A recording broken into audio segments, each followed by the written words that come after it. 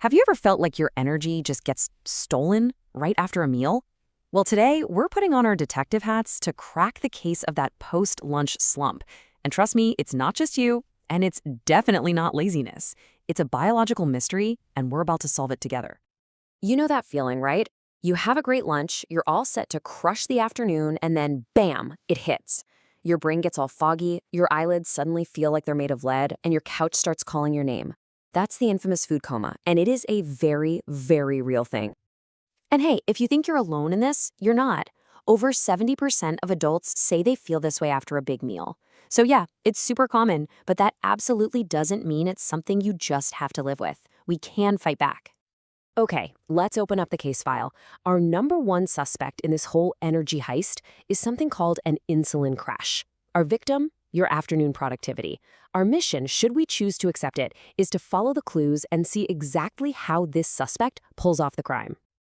So, our investigation kicks off by following the trail of evidence, which is, the food you eat. To really understand the crash, we gotta understand the system. So let's follow these clues and meet the key player in this whole operation. Everybody meet insulin. The easiest way to think of this hormone is like a traffic controller for sugar in your body. So after you eat, sugar, or glucose, hits your bloodstream. Insulin's whole job is to direct that sugar out of the blood and into your cells to be used for energy. When it's all working smoothly, traffic just flows. But when there's a major pileup, well, that's when the crash happens. Now, here's a crucial piece of evidence. Not all carbs are created equal, not even close. Simple carbs, stuff like white bread, sugar, soda, they're the getaway car. They digest super fast and just flood your bloodstream with sugar all at once. But complex carbs, from things like veggies and whole grains, they're more like a leisurely stroll, a slow, steady, gradual release of sugar. And believe me, this difference is everything. So, we've identified our suspect, we've looked at the evidence, now it's time to visit the crime scene. Let's reconstruct the anatomy of an energy crash, step by painstaking step.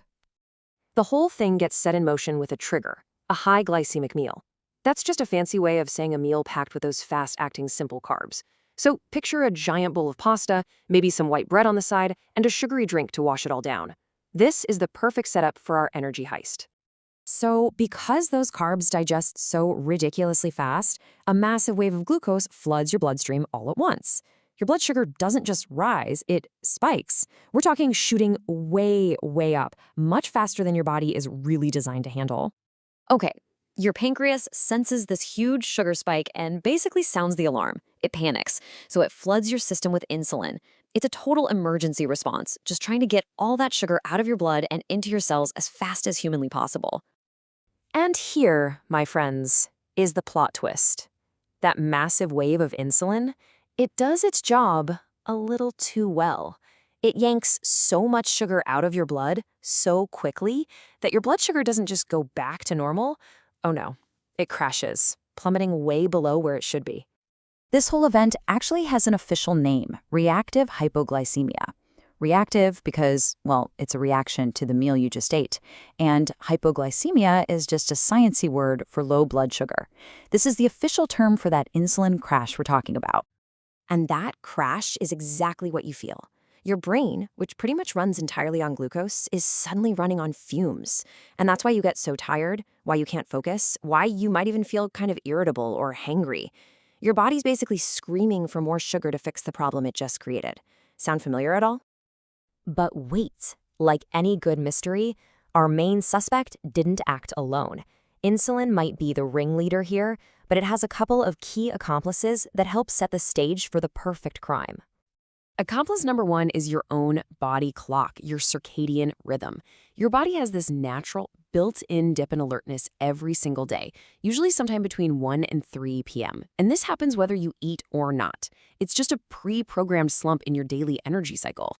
So, you can probably see where this is going. What happens when an insulin crash lands right in the middle of this natural energy dip? You get the perfect storm. The crash from your food just amplifies the natural slump from your body clock, and that's when you get that overwhelming, I must nap right now feeling of a full-blown food coma. All right, the investigation is officially complete. We know the suspect, we know the motive, we know the accomplices. Now for the most important part, The verdict. This is where we flip the script and learn how to prevent this crime from ever happening again. I mean, just look at the cause and effect right here. It's so clear. A meal of simple carbs, like white bread and jam, leads to that crazy spike in crash, and you guessed it, high fatigue. But a balanced, energy-stabilizing meal, think quinoa, chicken, and veggies, creates this gentle, steady curve.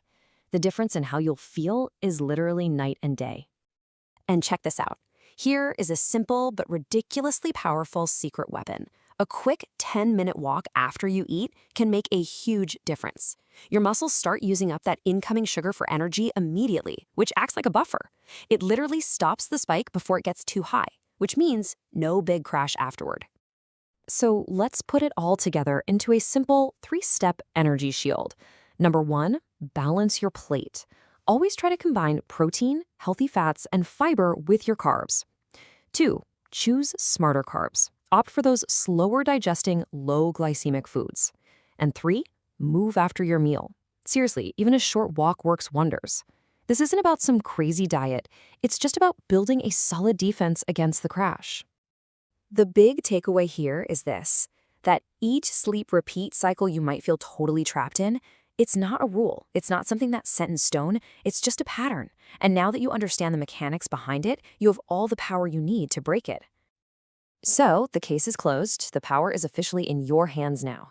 And my final question for you is this. What's one simple change you're going to make to your very next meal to protect your energy? Maybe it's adding some chicken, swapping white bread for whole grain, or maybe just planning for that quick walk afterward. The choice is all yours.